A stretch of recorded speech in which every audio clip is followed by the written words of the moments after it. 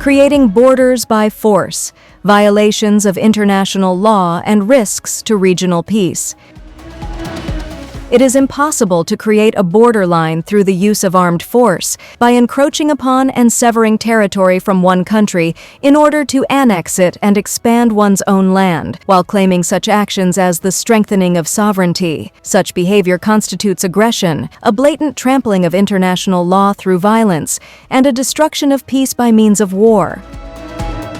When gunfire falls silent under a ceasefire, yet the leadership of a country continues to command its armed forces or stands behind them to advance, intrude, and occupy the territory of a neighboring state, this represents not only a failure of military strategy, but also a failure of that state's adherence to international law and moral principles. This is because such actions cannot be concealed from the eyes of the international community, and in the modern era of advanced media and social networks, it becomes increasingly difficult to deceive the world. According to numerous statements, international law and Cambodia's diplomatic protests issued in the context of the Cambodia-Thailand conflict in 2025 and early 2026, a fundamental question that the world should ask is, why did this conflict arise at all, given that the Cambodia-Thailand border had already been clearly defined in the 1904 and 1907 Franco-Siamese treaties based on a precise 1/200,000 scale map? And does this conflict originate from an act of aggression driven by the Thai military's desire to expand its territory into Cambodia? The continued acts of aggression by the Thai military after the ceasefire of 27 December 2025 not only violate Cambodia's sovereignty and territorial integrity, but also constitute multiple violations of international law, beginning with the United Nations Charter, international humanitarian law, and human rights law. These actions pose serious risks to the border demarcation process to long-term peace in the region.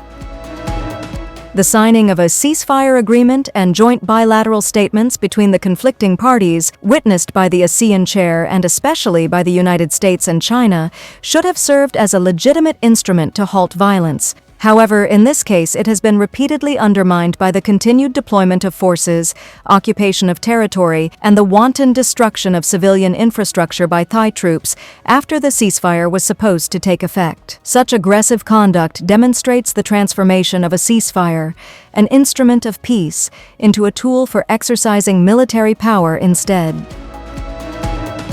Acts such as land clearing, the installation of barbed wire, the placement of containers, the burning and destruction of property, territorial occupation by force, the destruction of civilian assets, the looting of villagers' property, and the prevention of displaced persons from returning to their homes are no longer merely bilateral issues.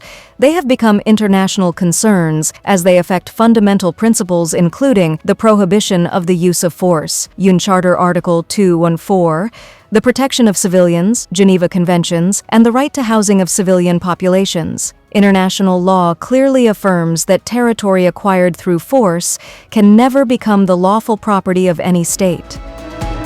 The stationing of troops, construction of bunkers, planting of national flags, and creation of physical structures on the ground constitute a strategy of creating facts on the ground to undermine the meaning of maps, treaties, and the border demarcation process between the two countries. This reflects a contest between military power and the authority of international law. If the law fails, then peace and the global order will inevitably fail as well. At present, hundreds of thousands of Cambodian families have been displaced, losing their homes, land, and security.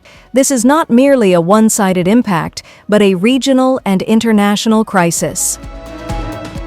Modern warfare does not only attack land, it also assaults society, the economy, and trust in the rule of law. The current Cambodia-Thailand conflict is therefore not a question of who occupies land and who loses land, but rather who possesses stronger legal documentation. Cambodia has chosen international law, peaceful means, and diplomatic mechanisms. Thailand, if it continues to rely on force, will not only lose legal legitimacy, but may also forfeit international trust and its moral standing as a state. Thailand should also stop deceiving its own population, because the authoritative maps clearly defining the unchanged Cambodia-Thailand border are deposited at the United Nations, ensuring the integrity and correctness of border demarcation and official boundary marking. Thus, if Thailand continues its aggression against Cambodia, it will inevitably face humiliation and loss of face in the future. A quiet withdrawal and the cessation of aggression may be the wiser option if Thailand can awaken from politically motivated justifications. Ending expansionist ambitions against Cambodia remains a choice available to Thailand. Some Thai analysts have already warned their own government about the strategic miscalculations of aggressive actions that could result in major international errors. Thailand cannot play the role of a great power based on military force while its legal weaknesses are tightening around its neck. It should also be noted that peace can never be born from bullets. It must arise from respect for borders, respect for the law, and respect for human rights. In the end, the country that truly wins is not the one that occupies a piece of land, but the one that secures legitimacy, moral integrity, and the support of the global community. By Pen Vishay, political science scholar.